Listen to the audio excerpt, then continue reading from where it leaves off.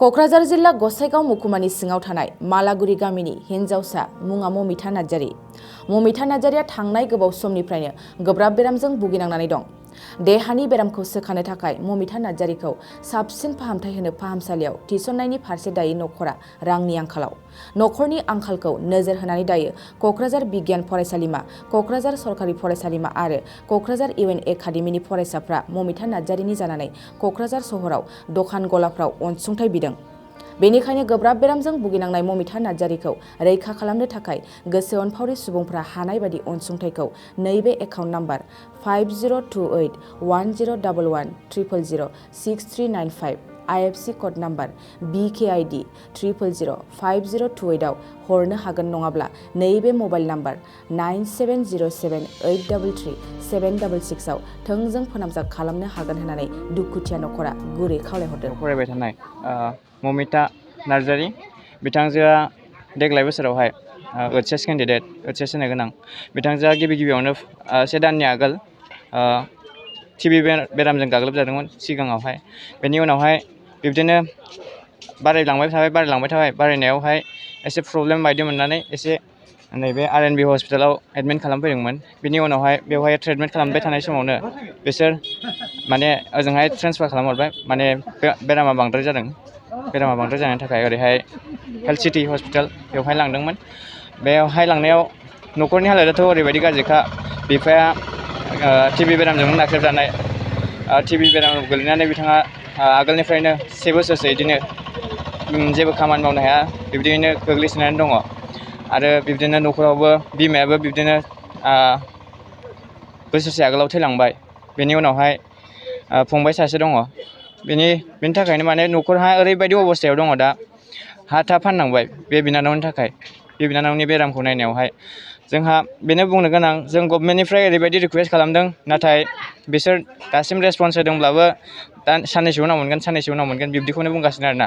नाथाय बिब्दि साननैसोआव बिदि बेरामादि बांलांबाय थागोन बेखौ जोंथ' बुंस' हाया। माला समाव मा जालाङो बेखौ जों रिकुवेस्ट खालामदों गभर्नमेन्टनिफ्राय। जों थांगासिनो सेक्रेटारियेटआवबो, ओजोंहाय आदाया बिसोरनि काजिन आदायाबो हरैहाय लकेल MLA MCLA फोरनियाव एसेबां रिकुवेस्ट खालामबाय, बिदिनो एप्लिकेसन लिरबाय, नाथाय दिनैसिम जेबो गभर्नमेन्टनिफ्राय अनसुंथाइ बेखौ मोनाखै। जों बेनि थाखायनो जोंनि जा क'क्राझार एरियानि स्टुडेन्ट इउनियन्स, ओरैहाय इउएन एकाडेमि, गभ कलेज आरो गोबां फैबावगोन, नाथाय दान्दिसे समनि उनाव फैगोन बिसोरो।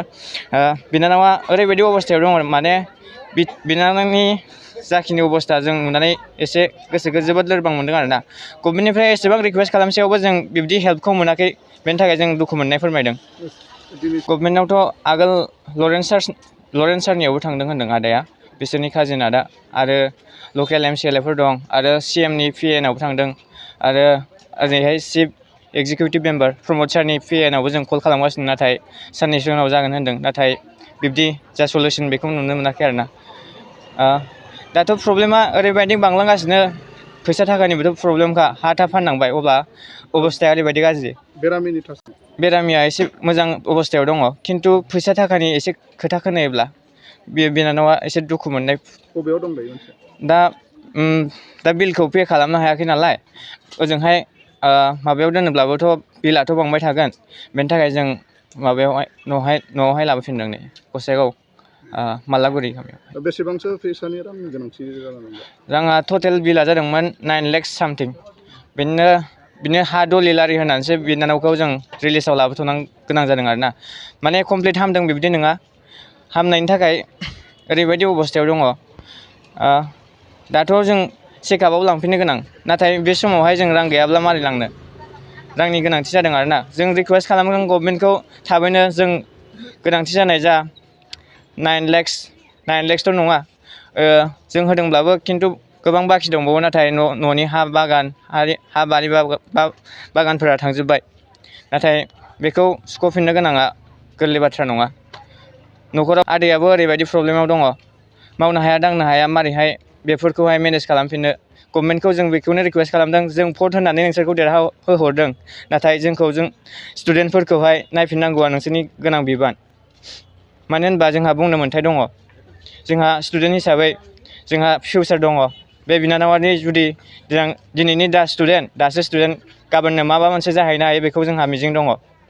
नोंसोर फरायसाफोरनिफ्राय जों कलेज वाइस गासिबावबो जों खालामखांबाय, नाथाय जों मोनदों मोननाया, खिन्थु बे समावहाय रांनि गोबां आंखाल जादों। बिब्दिनो रिकुवेस्ट खालामब्लाबोथ' मोनाखै, बेखायनो जों नैबे दैलि मार्केटआवहाय खांनायनि जा डिसिसन बेखौ लादों बेनिफ्राय। औ स्टुडेन्टआनो।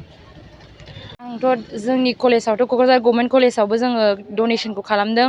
जोंहाथ' कलेजाव मोनथाम हस्टेल दङ, मोनथाम हस्टेलावबो जोङो डनेसन खालामदों।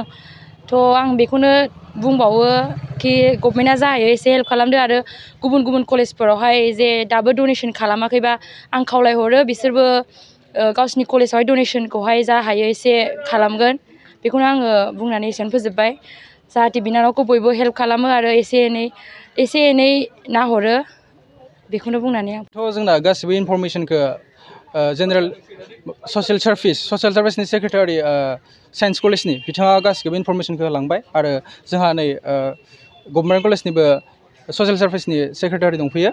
आं एसे जेनेरेल सेक्रेटारि इउएन एकाडेमिनि जानानै आं बिसोरजों माखासे हेल्प नांगौ जानायनि खोथा फोरमायहरनाय जेला आंबो बेहाय नुजाफैदों, आरो जोंनि बे दैलि मार्केटनिफ्राय माखासे हेल्प मोनगोनखौ आसा खालामनानै जों बेहाय डनेसननि जा टारगेट लादोंमोन बे डनेसनखौ जों दा खांगासिनो।